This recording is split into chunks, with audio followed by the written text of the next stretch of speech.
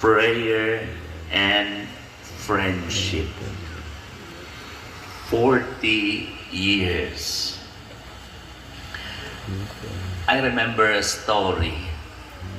There was an incident inside the passenger bus. O nga dihay nakauna og lingkod ang batan-on nga babae. O nga misulod og ni pugos yun og sakay ang tigulang na nga babae. O samtang nagdagan ang maong bus, naluoy ang maong batan-ong babae sa tigulang na nga babae. Ug iyahang gihatag ang iyang lingkuranan. Gipalingkod niya ang tigulang. Paglingkod sa tigulang, nakuyapan ang tigulang. Maong nga gitabang ang maong tigulang, o sa dihang nakamatngon na siya, gipangutana siya, nganong nakuyapan ka man? Ningon ang maong tigulang, wa jud ko magdahog.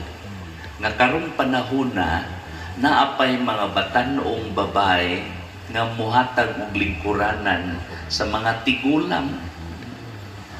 Unya miatubang siya sa batan-ong babae ug iyang giingnan, salamat, nakuyapan ang batan-ong babae.